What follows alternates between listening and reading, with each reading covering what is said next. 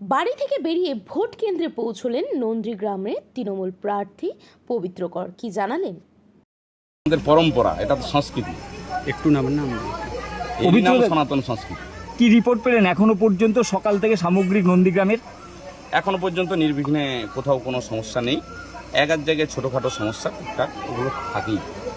গতকাল রাত থেকে কেন্দ্র বাহিনী বিভিন্ন তৃণমূল কংগ্রেসের নেতার বাড়ি বাড়ি যাচ্ছে, রেড করছে, এমন খবরে উঠে আসে। কি বলবেন? গতকাল নয়, আজকে 4 দিন, গত 4 দিন কেন্দ্র বাহিনীর তৎসহ বিজেপির বিভিন্ন ক্যাডার সংঘবদ্ধভাবে বিভিন্ন জায়গায় বিভিন্ন ঝামেলা করেছে। সাধারণ কর্মী, তৃণমূলের কর্মী সমর্থকদের উপরে আহত করেছে, আঘাত করেছে, বাড়ির ঘর ভাঙচুর করেছে।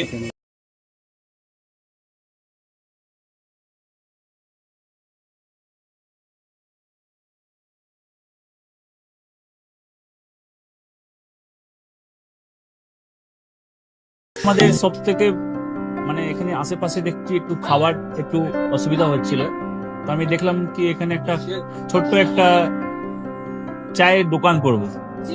তারপরে চায়ের দোকান থেকে ভাবছি ছোট্ট একটা ধাবা করে দিই। ছোট ধাবা থেকে দেখছি এবার একটু সাজিয়ে এই আস্তে আস্তে করতে করতে এইভাবে হয়ে যাবে, আমি নিজেও ভাবতে পারিনি।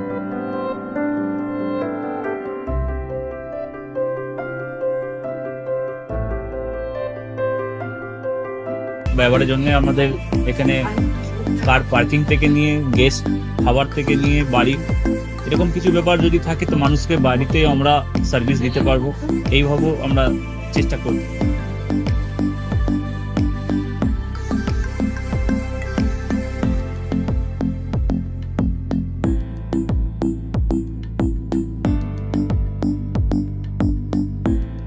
একদম সাধারণ, বাইরে থেকে অনেক চিপ বেস্ট মধ্যে খাওয়াটা কোয়ালিটিটা সবসময় পাবেন।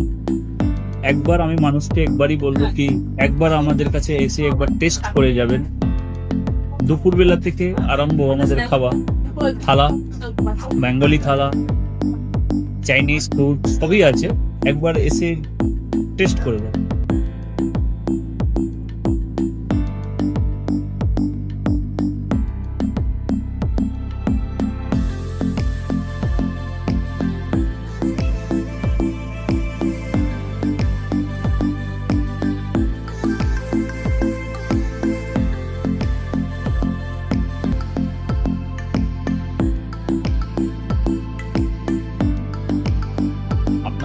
চ্যানেলের মাধ্যমে বলি একবার আসুন কেশরী ধাবাতে, দেখেন।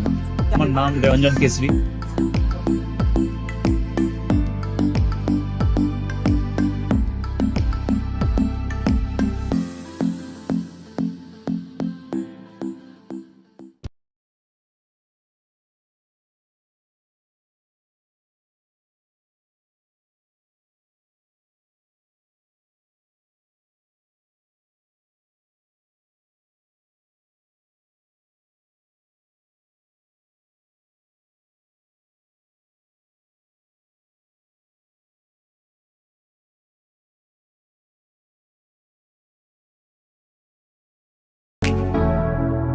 Keshari light house, Keshari light house এবং কেশরী লাইট হাউস নিজেদের রান্নাঘরকে আরো অত্যাধুনিকভাবে সাজাতে সমস্ত কিছু পেতে চলে আসুন নৈহাটি গৌরীপুর চৌমাথা বাজার কেশরী লাইট হাউস।